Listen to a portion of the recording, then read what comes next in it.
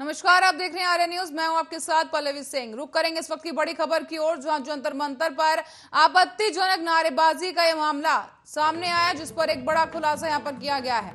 अश्विनी उपाध्याय को जमानत मिल गई है। बड़ी खबर इस वक्त की आपको बता रहे हैं। अश्विनी उपाध्याय को जमानत मिली। बीजेपी नेता है अश्विनी उपाध्याय। जंतर मंतर पर भड़काऊ नारेबाजी में अश्विनी का नाम सामने आया था और अब जंतर मंतर पर आपत्तिजनक नारेबाजी के इस पूरे मामले में अश्विनी को जमानत मिल गई है। पटियाला हाउस कोर्ट से अश्विनी की जमानत मंजूर कर दी गई है। बड़ी खबर इस वक्त की बता रहे हैं आपको। कल कोर्ट ने 2 दिन की न्यायिक हिरासत में भेजा है। बड़ी खबर इस वक्त की, अश्विनी उपाध्याय को मिली जमानत।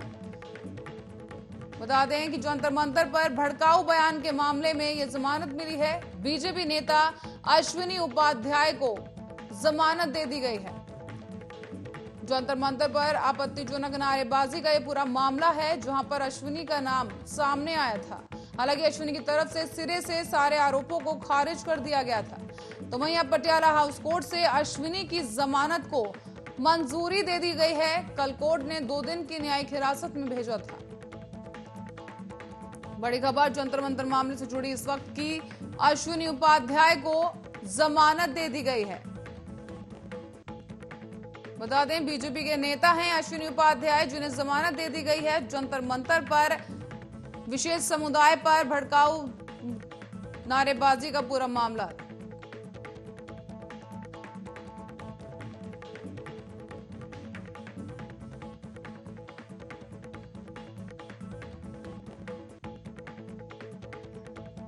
बताते चले कि कल कोर्ट ने ही 2 दिन की न्यायिक हिरासत में भेजा था, लेकिन अब तथ्यों की जांच के आधार पर अश्विनी उपाध्याय को जमानत दे दी गई है। कोर्ट की तरफ से अश्विनी उपाध्याय की जमानत अर्जी मंजूर कर दी गई है। बीजेपी नेता हैं अश्विनी उपाध्याय, जिन्होंने जंतर मंतर पर आपत्तिजनक नारेबाजी का जिन पर आरोप लगाया गया था, और इसके साथ ही कोर्ट ने न्यायिक हिरासत में 2 दिन के लिए भेज दिया था। लेकिन अब पटियाला हाउस कोर्ट से अश्विनी को जमानत दे दी गई है। अश्विनी उपाध्याय की जमानत यहां पर मंजूर कर दी गई। बता दें जंतर मंतर पर हाल ही में विरोध प्रदर्शन किया गया था। केंद्र सरकार के खिलाफ पेगासस का पूरा मामला था, जहां पर इस विरोध प्रदर्शन के दौरान आपत्तिजनक शब्द और आपत्तिजनक नारेबाजी की गई। और इसी पूरे मामले में एक वीडियो के आधार पर अश्विनी उपाध्याय समेत कई लोगों को हिरासत में लिया गया था।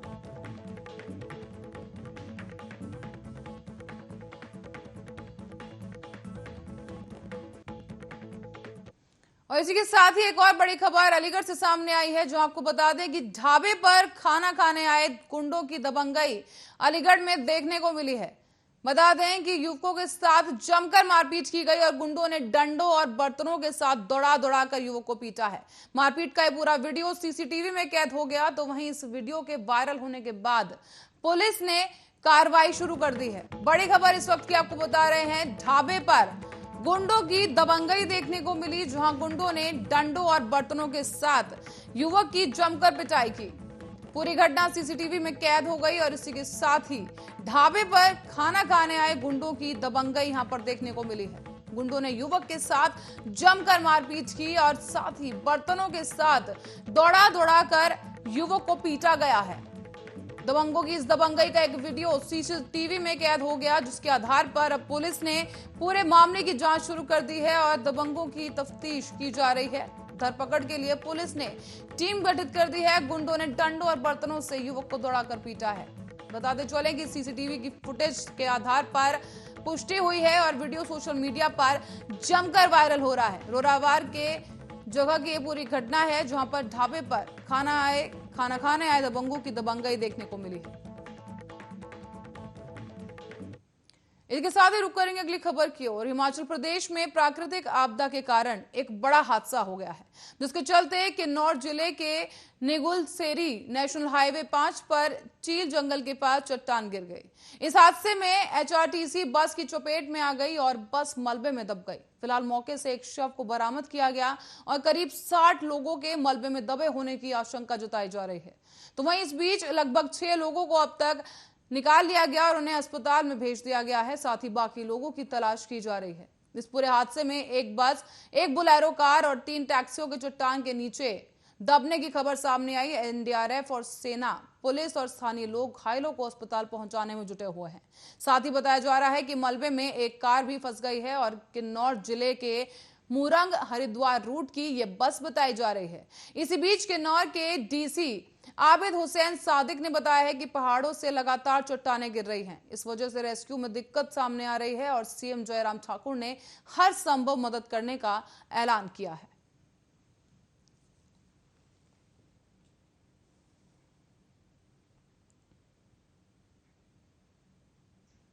उत्तर प्रदेश में कोरोना की नियंत्रित स्थिति को देखते हुए 2 दिवसीय साप्ताहिक बंदी में आंशिक छूट दी जा सकती है। मुख्यमंत्री योगी आदित्यनाथ ने इस संबंध में गृह विभाग की विस्तृत गाइडलाइंस जारी करने के निर्देश दिए हैं। हालांकि उन्होंने ये भी कहा कि प्रत्येक स्थान पर प्रत्येक दिशा में कोविड प्रोटोकॉल का अनुपालन कराया जाए, कहीं भी अनावश्यक भीड़ भाड़ ना हो। पुलिस पेट्रोलिंग सतत जारी रहेगी और ऐसे में नवीन व्यवस्था के संबंध में समुचित दिशा निर्देश जारी किए जाएं। मुख्यमंत्री योगी ने बुधवार को टीम 9 के साथ प्रदेश की कोरोना स्थिति पर समीक्षा करते हुए कहा कि प्रदेश में कोरोना महामारी की दूसरी लहर पर प्रभावी नियंत्रण बना हुआ है।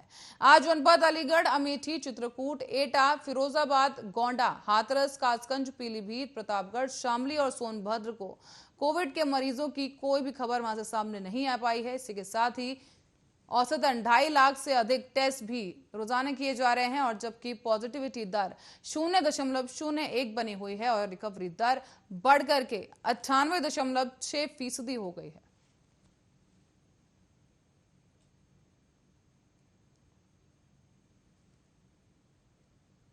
और दिल्ली की एक अदालत ने मुख्यमंत्री अरविंद केजरीवाल और उप मुख्यमंत्री मनीष सिसोदिया और 9 अन्य आप विधायकों को तत्कालीन मुख्य सचिव अंशु प्रकाश के साथ मारपीट के मामले में बरी कर दिया है। हालांकि कोर्ट ने इस मामले में आप के 2 विधायकों अमानतुल्लाह खान और प्रकाश जरवाल के खिलाफ आरोप तय करने का आदेश दिया है।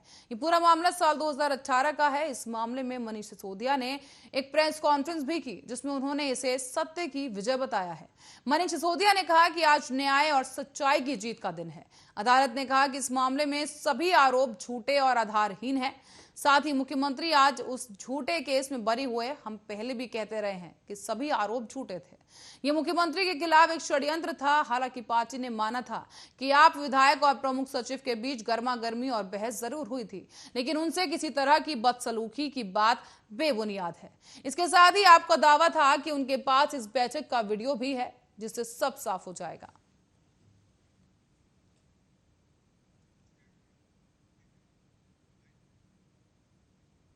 और अफगानिस्तान के 65% हिस्से पर तालिबान कब्जा जमा चुका है। अमेरिका के राष्ट्रपति जो बाइडेन ने अफगान नेताओं से अपनी मातृभूमि के लिए लड़ने की अपील की। बाइडेन ने व्हाइट हाउस में कहा है कि अफगान नेताओं को एक साथ आना होगा। अफगान सैनिकों की संख्या तालिबान से अधिक है और उन्हें लड़ना चाहिए। उन्हें अपने देश के लिए खुद ही लड़ना होगा। बाइडेन ने कहा कि अफगानिस्तान से सेनाएं वापस बुलाने का उन्हें अफसोस नहीं है। उन्होंने ये भी कहा कि यूएस अफगान सेना को हवाई सहायता, भोजन और इक्विपमेंट और सैलरी देना जारी रखेगा। इसके बावजूद कि यूएस ने अफगानिस्तान में 20 साल में $1 ट्रिलियन से ज्यादा खर्च किया है और हजारों सैनिकों को खो दिया। साथ ही बाइडेन ने कहा कि अमेरिकी राष्ट्रपति होने के नाते उन्होंने अफगान बलों के 3 लाख से अधिक सैनिकों को ट्रेनिंग भी दी गई थी और उन्हें जिम्मेदारी संभालनी होगी। साथ ही आपको बता दें कि बाइडेन ने 11 सितंबर तक युद्धग्रस्त देश से सभी अमेरिकी सैनिकों को वापस आने के आदेश दिए हैं। पेंटागन ने बताया कि अब तक वहां से 90% से अधिक सैनिक स्वदेश लौट चुके हैं।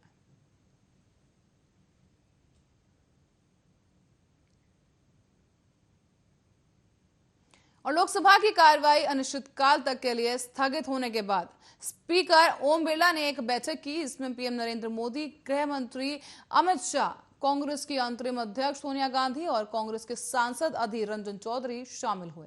गौरतलब है कि मानसून सत्र के लिए लोकसभा की बैठक बुधवार को अनिश्चितकालीन के लिए स्थगित कर दी गई।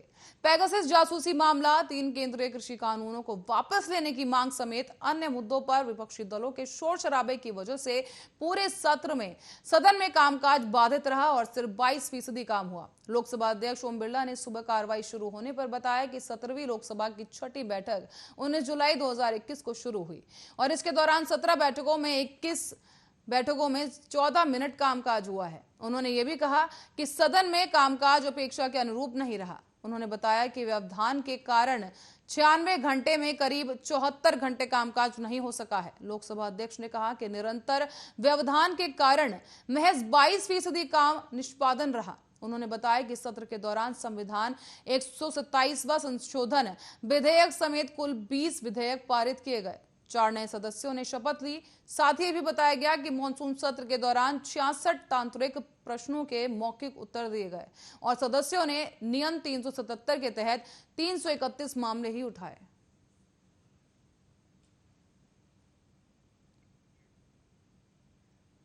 उत्तर प्रदेश विधानसभा चुनाव की तैयारी में लगे एआईएमआईएम के अध्यक्ष असदुद्दीन ओवैसी ने भारतीय जनता पार्टी के साथ गठबंधन की संभावनाओं को सिरे से नकार दिया है।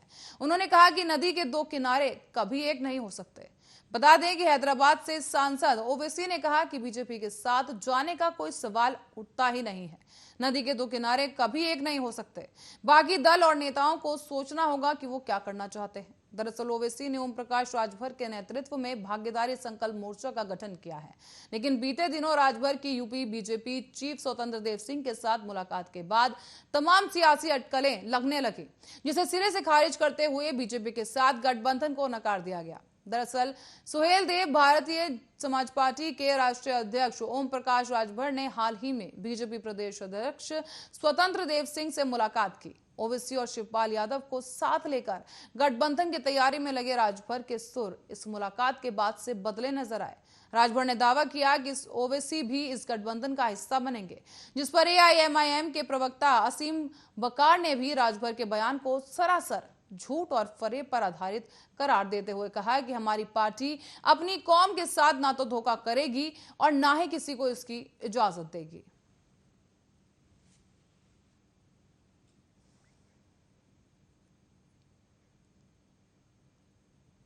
और पंजाब के मुख्यमंत्री कैप्टन अमरिंदर सिंह ने बुधवार को दिल्ली में केंद्रीय स्वास्थ्य मंत्री मनसुख मंडाविया से मुलाकात की। इससे पहले कैप्टन अमरिंदर सिंह ने मंगलवार को कांग्रेस अध्यक्ष सोनिया गांधी और केंद्रीय गृह मंत्री अमित शाह से भी मुलाकात की थी। कैप्टन अमरिंदर सिंह ने कहा कि पंजाब में डीएपी और वैक्सीन की कमी और भटिंडा में ड्रग पार्क का मुद्दा उठाया। ये तीनों ही अभी लंबित हैं और बातचीत के दौरान उन्होंने सकारात्मक प्रतिक्रिया दी। उन्होंने कहा, मुझे उम्मीद है कि जल्द ही तीनों मुद्दों का समाधान हो जाएगा। कैप्टन ने यह भी जानकारी दी कि अमृतसर के एक निजी अस्पताल में जब ऑक्सीजन की कमी थी तभी 6 लोगों की मौत हो गई थी। उस समय हमने 70 टन ऑक्सीजन का उत्पादन किया, लेकिन 300 की आवश्यकता थी। अब हम 400 टन ऑक्सीजन का उत्पादन करते हैं और कोई समस्या नहीं है।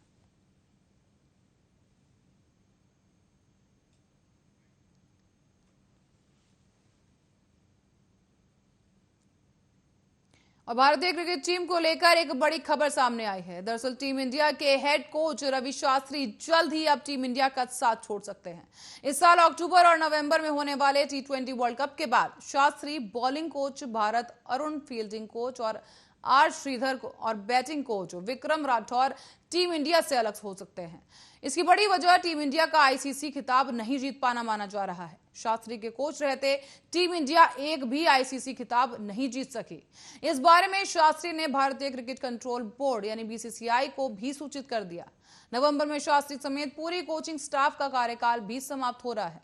रिपोर्ट्स के मुताबिक बीसीसीआई T20 वर्ल्ड कप के बाद नए कोचिंग स्टाफ को नियुक्त करना चाहता है ताकि भारतीय क्रिकेट को नई ऊंचाइयों तक पहुंचाया जा सके।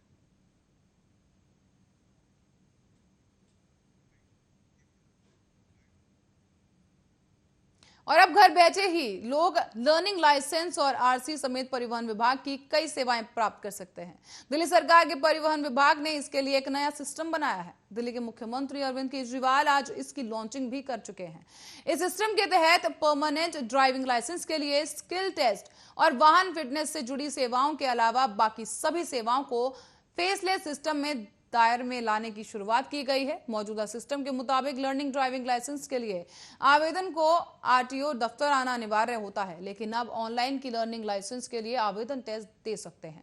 फेसलेस सिस्टम के तहत 30 से ज्यादा फेसलेस सर्विस लॉन्च की जाएंगी और फेसलेस सिस्टम की शुरुआत के बाद license renewal, transfer of ownership और लाइसेंस में एड्रेस चेंज, साथ ही डुप्लीकेट लाइसेंस या आरसी जैसी सेवाएं अब घर बैठे ही मिल सकेंगी। डुप्लीकेट लाइसेंस और बाकी दूसरे डॉक्यूमेंट्स घर पर ही आ जाएंगे।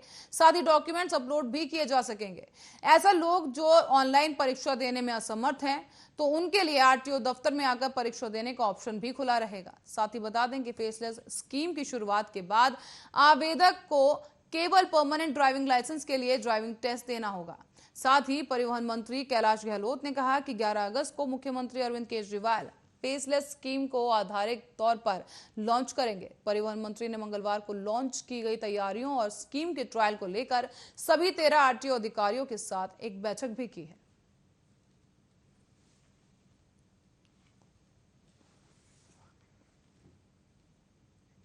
और बिहार के पशु और मत्स्य संसाधन मंत्री और विकासशील इंसान पार्टी के राष्ट्रीय अध्यक्ष मुकेश साहनी उत्तर प्रदेश विधानसभा चुनाव की तैयारियों में लगातार जुटे हैं। उन्होंने ऐलान कर दिया है कि यूपी में वहां उनकी पार्टी 403 सीटों पर अकेले चुनाव लड़ेगी। उनकी नजर वहां निर्णायक सियासत रखने वाले निषाद वोटों पर है। और दूसरी ओर यूपी में फूलन देवी की मूर्ति नहीं लगाए जाने पर भी मुकेश साहनी ने नाराजगी जताई। योगी आदित्यनाथ को लेकर बड़ी बात कहते हुए मुकेश साहनी ने कहा कि सरकार ने जो निर्णय लिया था वो उचित नहीं था। कोर्ट का और लॉ एंड ऑर्डर का हवाला देते हुए बीते 25 जुलाई को जो निर्णय लिया गया है वो कहीं ना कहीं सही नहीं था। उन्होंने ये भी कहा कि सरकार योगी आदित्यनाथ की है और उन्होंने जो भी किया उसको हम लोगों ने माना है। अब हम दूसरी रणनीति के तहत काम करेंगे। फूलन देवी को हमेशा दिल में मानते रहेंगे। और मुकेश साहनी ने योगी सरकार को चुनौती देते हुए कहा है कि हम यूपी में 403 सीटों पर चुनाव लड़ेंगे। हालांकि विशेष रूप से 165 सीटों को चिन्हित कर तैयारी की जा रही है और सपा और बसपा से 1% भी चुनौती नहीं है। हमारे लिए वोट हमारा है और जो लोग फूलन देवी को मानने वाले हैं और अगर मैं भी फूलन देवी को मान रहा हूं तो वो लोग दूसरों को वोट क्यों देंगे। उन्होंने घोषणा कर कहा कि अब उत्तर प्रदेश में फूलन देवी की 50,000 प्रतिमाएं, 5 लाख लॉकेट और 10 लाख कैलेंडर अगले 100 दिनों में चरणबद्ध तरीके से घर घर तक पहुंचाए जाएंगे। पार्टी की वेबसाइट www.vipparty.in पर आम लोगों के लिए फूलन देवी की प्रतिमा फ्री ऑर्डर करने की सुविधा दी गई है। कोई कहीं से भी बुक कर सकता है और इसे अपने घर तक मंगा सकता है।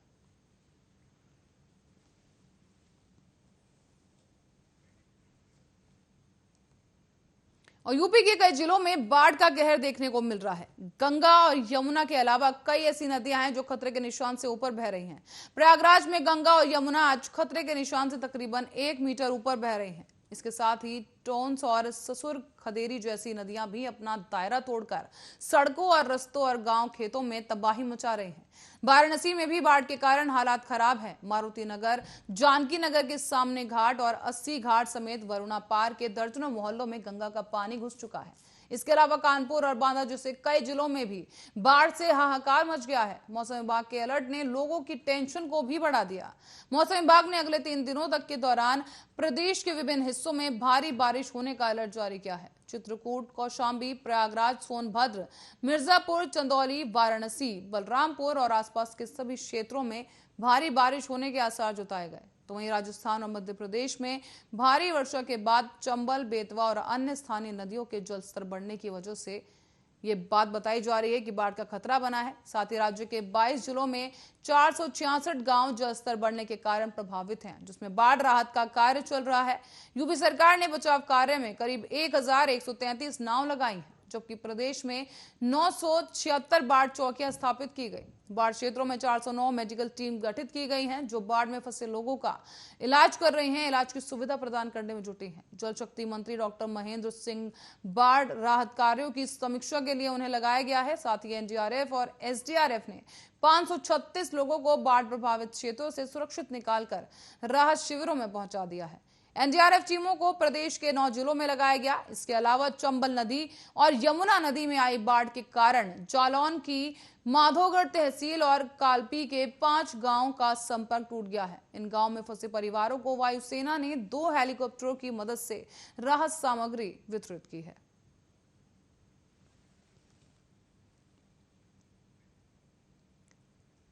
साथ ही कसेबा में शांति और राज्यसभा में जो क्रांति मंगलवार को दिखी वो आज पलट सकती है। राज्यसभा में आज ओबीसी आरक्षण बिल पेश किया जा सकता था, लेकिन ये हो नहीं सका। राज्यसभा में आज अनिश्चितकालीन के लिए सत्र को स्थगित कर दिया गया। साथ ही आपको बता दें कि विरोध का सुर विपक्षियों की तरफ से काफी तेज सुनाई दिया। दरअसल कई राज्यों में चुनाव हैं और खासकर यूपी में, जहां पर ओबीसी आरक्षण बिल का बीजेपी को फायदा हो सकता है। डर ये भी था और लोकसभा में जो मन में था वो जुबान पर आया, लेकिन यही दल संसद के अंदर और बाहर राज्यों में 50% आरक्षण कैंप हटाने की मांग कर रहा है।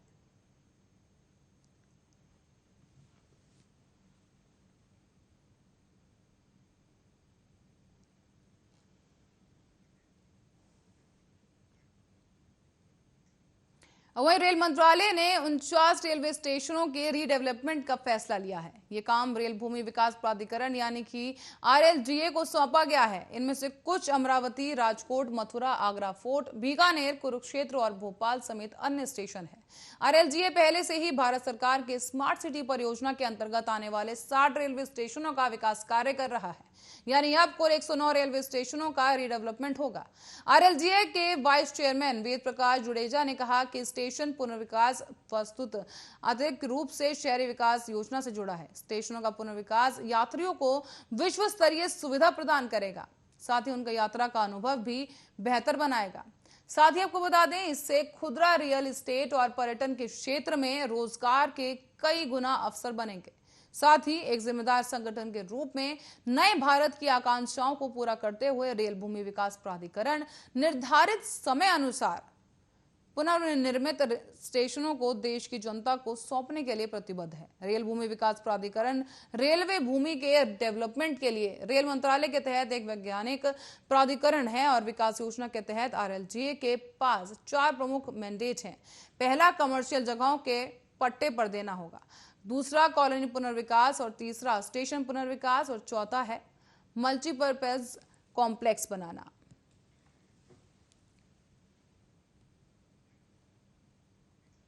और इसी खबर के साथ फिलहाल के लिए बुलेटिन में इतना ही। देश और दुनिया की तमाम खबरों के लिए बने रहे हमारे साथ, देखते रहे आरएन न्यूज।